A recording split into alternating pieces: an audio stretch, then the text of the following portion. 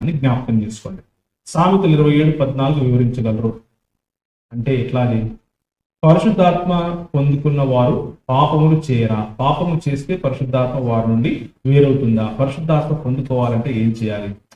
ఇది అగైన్ పరిశుద్ధాత్మని పొందుకోవటం అన్నది కూడా మనం ఏమని చూసాం? ప్రభువైన యేసుక్రీస్తు చెప్పాడు. ఏమని చెప్పాడు? నేను మీ నుండి వెళ్ళటం మీకు మంచిది, నేను వెళ్తే మీతో ఎల్లప్పుడూ ఉండటానికి వేరొక ఆదరణకర్తను ఇస్తాను. పరిశుద్ధాత్మని పొందుకోవటం అని అంటే ఆదరణకర్తను కలిగి ఉండటం. ఆదరణకర్త అని అంటే కౌన్సిలర్.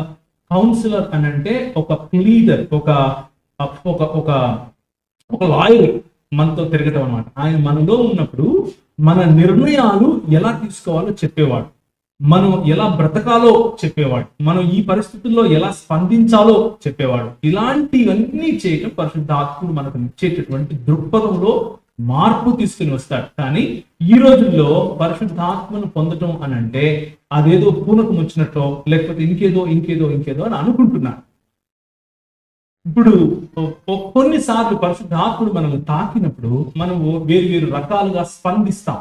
ఆ స్పందనలో తప్పు లేదు, కానీ ఆ స్పందన మనలో కలిగినప్పుడు మాత్రమే, అంటే గట్టిగా ఊగిపోవడం, గట్టిగా చప్పట కొట్టడం, లేకపోతే గట్టిగా కింద పడి దొరకటం, అదేదో వామిటింగ్ స్పిరిట్ అని కొందరు అంటున్నారు, లాఫింగ్ స్పిరిట్ అని కొందరు అంటున్నారు. ఇలాంటివన్నీ వింత పోగడలకు పోవటం పరిశుద్ధాత్మను పొందుకోవటం అని అనుకుంటే అది తప్పుడు కాలేసినట్లే. బైబిల్ గ్రంథం ఎక్కడా కూడా అలాంటి వాటి గురించి చెప్పదు. కానీ భాషలలో మాట్లాడడం గురించి చెప్పింది, ప్రవచనాల గురించి చెప్పింది, అలాగే భిన్నమైనటువంటి పరిశుద్ధాత్మ వరముల గురించి చెప్పింది.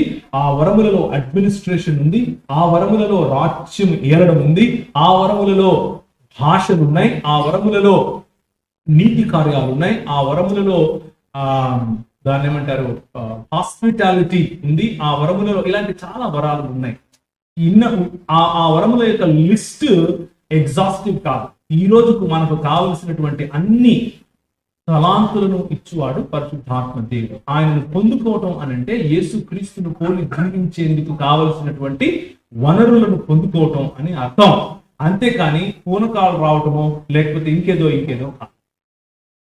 రైట్. సో పరిశుద్ధాత్మను పొందుకున్న వారు పాపం చేయరా? పాపం చెయ్యకూడదు, చెయ్యకుండా బ్రతికే ప్రయత్నం చేస్తారు. పాపాన్ని ప్రేమించరు. ఒకవేళ పాపంలో పడినా తిరిగి లేచి శుద్ధి చేసుకుని ప్రభువును వెంబడిస్తారు. పాపాన్ని ప్రేమిస్తే అలాంటి వాళ్ళు పరిశుద్ధాత్మని ఏం చేస్తారు? ఆర్పే ప్రయత్నం చేస్తారు.